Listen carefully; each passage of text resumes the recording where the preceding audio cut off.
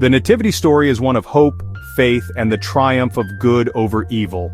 It all starts in Bethlehem, a small town in Judea, with the birth of Jesus Christ. This event, announced by angels and foretold for centuries, would change history forever. But not everyone was happy about the newborn king's arrival. King Herod, the Roman-appointed ruler, saw this king of the Jews as a threat to his power. Herod, known for his ruthlessness and paranoia, was gripped by fear. He had heard whispers of a prophecy about a newborn king who would rule Israel. This news deeply unsettled him. Determined to keep his power, Herod devised a plan to eliminate this potential rival. He would use cunning and brutality to secure his throne. Meanwhile, far to the east, a group of wise men noticed a new star blazing in the night sky. They were learned men, astrologers who studied the heavens for signs and wonders.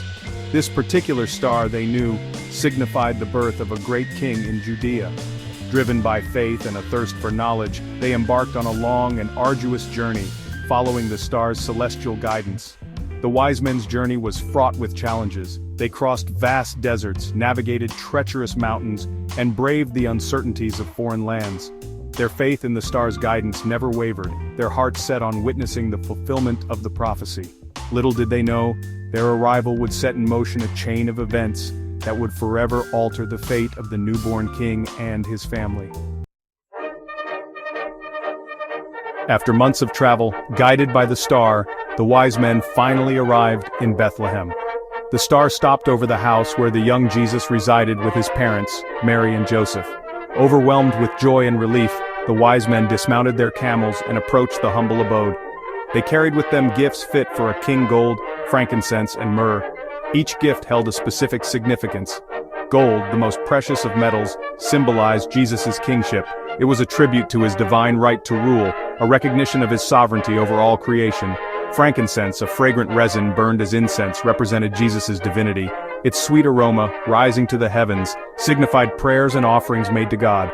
Myrrh, a rare and costly perfume used in burials, foreshadowed Jesus' sacrifice.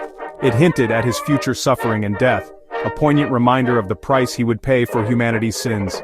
The wise men knelt before the infant Jesus, their hearts filled with awe and reverence. They presented their gifts, acknowledging him as the Messiah, the long-awaited Savior. Their journey, guided by the star, was a testament to their faith, a pilgrimage driven by the desire to witness the fulfillment of ancient prophecies. Their gifts, offered with humility and adoration, were tokens of their deep respect and recognition of Jesus' true identity. Mary and Joseph, humbled by the wise men's gesture, accepted the gifts with gratitude. They knew their son was destined for greatness, his birth a pivotal moment in human history. The visit of the wise men, guided by the star, affirmed their faith and strengthened their resolve to protect and nurture the young Messiah. Unbeknownst to them, a dark shadow loomed, threatening to extinguish the light that had dawned upon the world. Meanwhile, King Herod, consumed by fear and jealousy, had been closely following the events unfolding in Bethlehem. When the wise men failed to report back to him, his paranoia grew.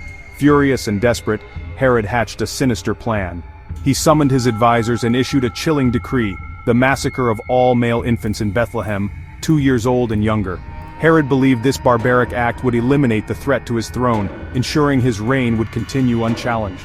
Under the cover of darkness, Herod's soldiers descended upon Bethlehem.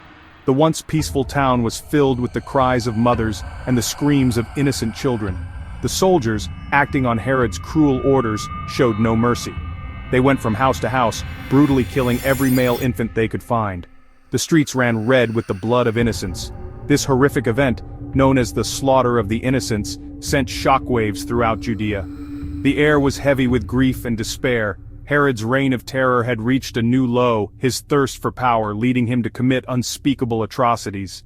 The massacre at Bethlehem became a stark reminder of the depths of human cruelty and the lengths to which power-hungry tyrants would go to maintain their grip. As the soldiers carried out their grim task, a divine intervention was already in motion. An angel of the Lord appeared to Joseph in a dream, warning him of the impending danger. "Rise," the angel commanded. "Take the child and his mother and flee to Egypt. Stay there until I tell you, for Herod is searching for the child to kill him." Joseph, heeding the angel's warning, didn't hesitate. He woke Mary, gently explained the situation, and swiftly prepared for their departure. Under the cover of darkness, they fled Bethlehem, leaving behind their home and everything they knew. Their journey was fraught with peril. They traveled by night, seeking shelter during the day, always wary of Herod's spies and soldiers.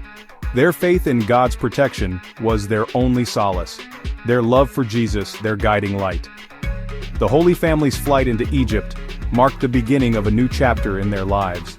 They lived as refugees in a foreign land, facing uncertainty and hardship. Yet through it all, they never lost sight of their faith or their purpose. They protected Jesus, nurturing him, knowing he was destined to bring light and hope to a world shrouded in darkness. The escape to Egypt, a testament to their unwavering faith and resilience, ensured the survival of the newborn king, preserving the promise of salvation for all mankind.